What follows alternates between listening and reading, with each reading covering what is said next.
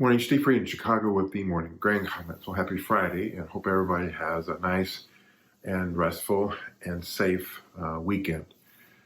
As far as the grain markets overnight, everything's a little bit higher, led by the soybeans and soybean oil. Soybeans and soybean oil March contracts are making new contract highs, and some of that is in anticipation that a lower South American crop could increase the demand for U.S. soybean exports.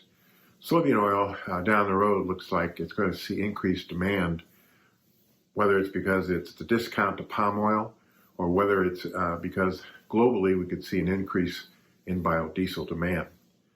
The corn market also trying to move up a little bit higher on reflecting the possibility of higher U.S. corn demand, both ethanol and exports if South American crops are lower. And the fact that China is a short in both corn and soybean markets, and probably the biggest short in the soybean market. And they're on holiday now, and I would expect that prices might continue to trend higher against them as far as buying U.S.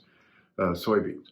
The trade will be watching pretty closely any new daily and weekly sales, especially to China, that narrows the gap between where we are now in commitments and where we have to be as far as reaching the USDA goals, and in the case of corn, actually surpassing that number. As far as weather is concerned, again, it's mostly dry in Argentina, Paraguay, and Rio Grande do Sul. The 2-week forecast, both the European and the American models, show rains coming into parts of Argentina, Paraguay, and southern Brazil. Central and northern Brazil rainfall should be normal. Now, the problem is that this is due to an active jet flow, and our weather guy feels that when we come in Sunday, the rain amounts that are forecasted in both models may not be as good or as widespread in Argentina, Paraguay, and southern Brazil. Here in the U.S., we continue to see dryness across the U.S. southern plains, and the fact that the market in wheat has been extremely volatile based on the unknown between Russia and Ukraine has kept wheat values probably below where I think value is. There is some talk that the Russians, if they do invade, may wait until after the Chinese Winter Olympics.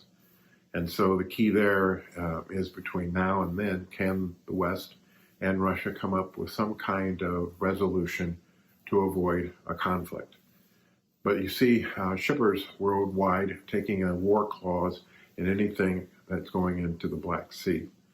We also noted yesterday natural gas futures higher. The February were sharply higher as the arbitrage between U.S. supplies and European prices continues to grow and is favorable for someone to take delivery. Most of the world is trying to figure out increased nat gas supplies to Europe as the Russian pipeline to Europe has been shut off. So I think a combination of weather, combination of uncertainty in the Black Sea, and talk about higher demand for U.S. corn and soybeans is going to continue to push futures higher. As always, these are my thoughts and not those of ADM Investor Services. Have a safe and profitable trading day. And remember, always treat people like you yourself would like to be treated.